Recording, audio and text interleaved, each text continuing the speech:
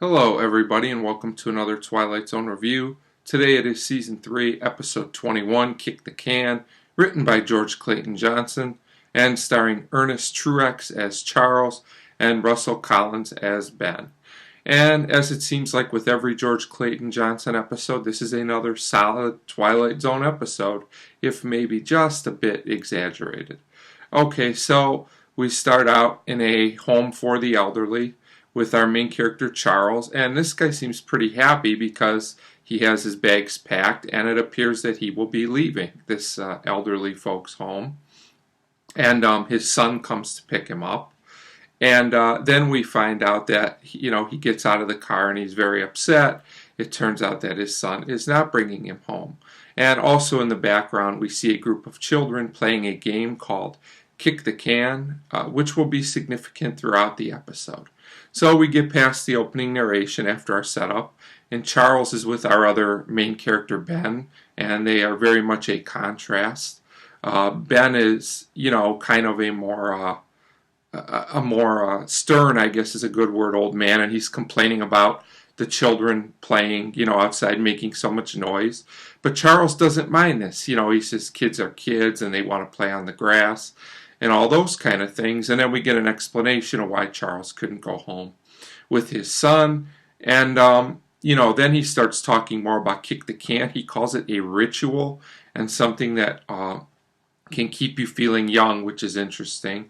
And Ben is just not having any of this. He thinks Charles is starting to lose it a little bit, and he tells him, we're old, we're not young anymore. So Ben is so concerned, he goes to see the resident doctor, who it appears to me lives there.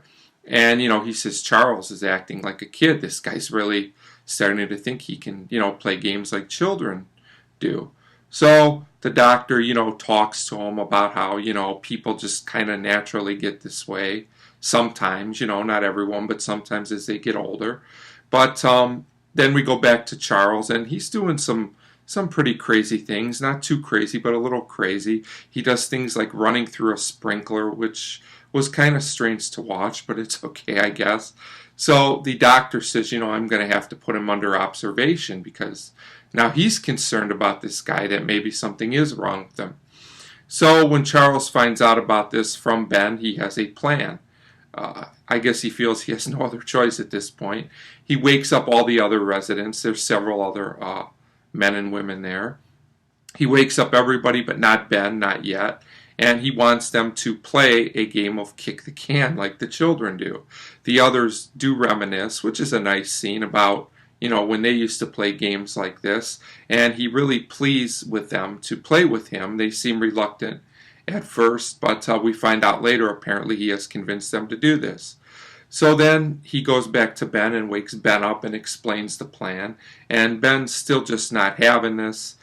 Charles insists that there's magic in the world and that Ben has to believe in it, but Ben is not going for it. He's not going along with it. So Charles finally gives up, and the others all plan to play without him.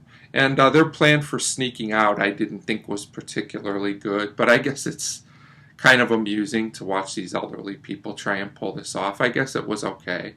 So at this point, you hear a noise from the distraction, and they go outside and they're playing Kick the Can, and Ben gets out of bed and he goes to get the doctor, and he says, Charles must have really lost it. He's got them all outside playing Kick the Can. So they go outside, but all they see there is children.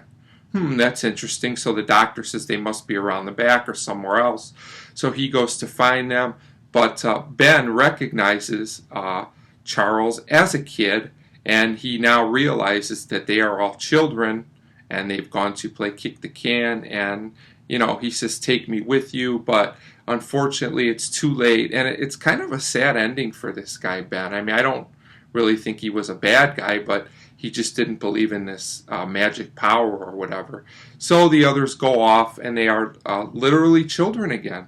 They go off into the night as kids, and Ben tells he says you can search for him, but you'll never find him. He says while the doctor's searching for him. And so I guess the moral of our story this time is, if you believe hard enough, everything is a state of mind.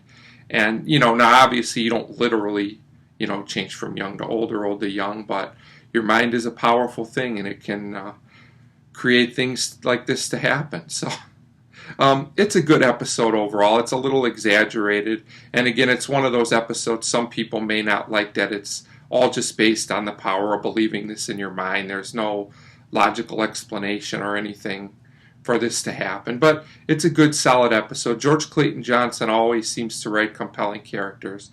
So overall, I give Kick the Can a 3.5 out of 5. Definitely one worth watching, but I think some people will like it better than others. So 3.5 out of 5 for Kick the Can. As always, thanks for watching.